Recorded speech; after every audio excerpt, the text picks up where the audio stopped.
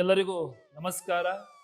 ದೇವರೇ ಗತಿ, ಪ್ರತಿ ಜೀವಾತ್ಮನಲ್ಲೂ ಪರಮಾತ್ಮನಿದ್ದಾನೆ.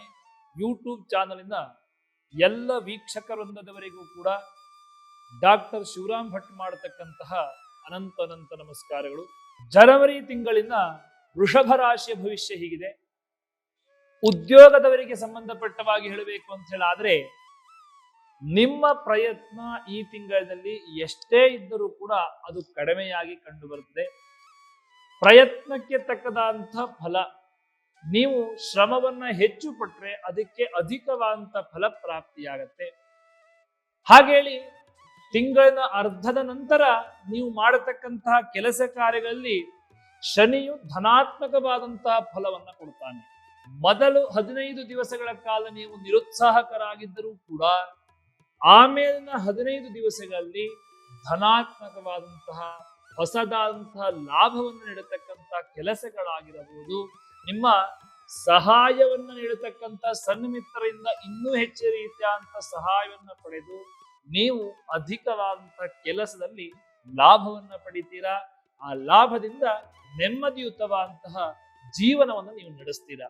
ಇನ್ನು ವಿದ್ಯಾರ್ಥಿಗಳ ವಿಷಯಕ್ಕೆ ಬರುವುದಾದರೆ, ವೃಷಭ ರಾಶಿಯವರಿಗೆ ಈ ತಿಂಗಳಿನಲ್ಲಿ ವಿಶೇಷವಾದಂತಹ ಸದಾವಕಾಶಗಳು ಹುಡುಕೊಂಡು ಬರುತ್ತದೆ.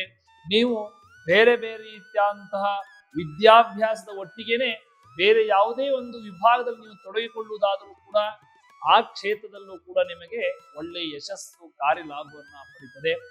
ಇನ್ನು ವಿವಾಹದ ವಿಷಯಕ್ಕೆ ಹೇಳುವುದಾದರೆ, ಎಷ್ಟೋ ವರ್ಷಗಳಿಂದ ವಿವಾಹವಾಗದೇ ಇರತಕ್ಕಂಥವ್ರು, ಉದಾಹರಣೆಗೆ 35 ವರ್ಷ ಕಳೆದವರಿಗೂ ಕೂಡ ವಿವಾಹವಾಗದೇ ಇದ್ದವರಿಗೆ ಈ ತಿಂಗಳಿನಲ್ಲಿ ನಿಮಗೆ ವಿವಾಹ ನಿರ್ಣಯವಾಗಿ ದಾಂಪತ್ಯ ಜೀವನದ ಸುಖವನ್ನ ಅನುಭವಿಸತಕ್ಕಂಥ ಎಲ್ಲ ಯೋಗ ಭಾಗ್ಯವನ್ನು ಕೂಡ ನೀವು ಪಡಿತೀರಾ. ಅದರಿಂದ ನೆಮ್ಮದಿಯುತವಾದಂತಹ ಜೀವನವನ್ನ ಸಾಗಿಸ್ತಕ್ಕಂಥ ಎಲ್ಲ ಲಕ್ಷಣಗಳು ಕೂಡ ವೃಷಭ ರಾಶಿಯವರಿಗೆ ಈ ತಿಂಗಳಿನಲ್ಲಿದೆ.